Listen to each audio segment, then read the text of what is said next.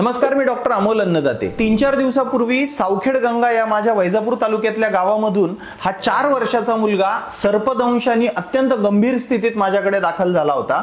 Russell's viper हा अत्यंत विषारी साप, ज्याच्यामुळे चावल्या 1-1.5 तासामध्ये ज्याच्यामुळे मृत्यू होतो असा साप सर्पदंश त्याला झाला होता।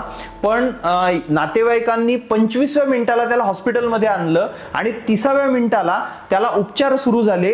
जे उपचार सगळ्यात महत्त्वाचे असतात अँटी स्नेक व्हेनम जे औषध असतं। तर हा मुलगा वाचण्याचं सगळ्यात मोठं कारण तर नातेवाईकांचंही कौतुक आहे की 30व्या मिनिटात ते हॉस्पिटलला आले। अनेक शेतकऱ्यांच्या लहान मुलांचा शेतामध्ये इतरत्र सर्पदंशामुळे मृत्यू होत असतो।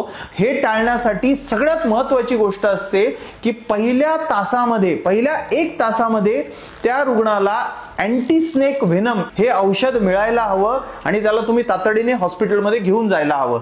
आणि मी तर असं म्हणेल की तुमच्या ग्रामपंचायत कार्यालयामध्ये तुम्ही ग्रामपंचायत किंवा सगळं गाव मिळून लोकवर्गणीतून एक 20 व्हायल्स तुम्ही ASVच्या तुमच्या कार्यालयामध्ये ठेवा आणि कोणालाही सर्पदंश झाला तर त्या 20 व्हायल्स घेऊनच तुम्ही डॉक्टरकडे जाऊ शकता।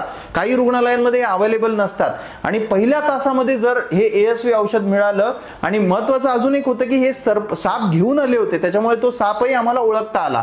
तर हे औषध प्रत्येक सर्पदंशाच्या रुग्णाला मिळणं महत्त्वाचं आहे। शेतकरी हा आपला देशाचा आत्मा आहे आणि एकाही शेतकऱ्याचा याच्यामुळे बळी जाता कामा नये, म्हणून हा व्हिडिओ ही माहिती तुम्ही जास्तीत जास्त लोकांशी शेअर करा। धन्यवाद। जय महाराष्ट्र।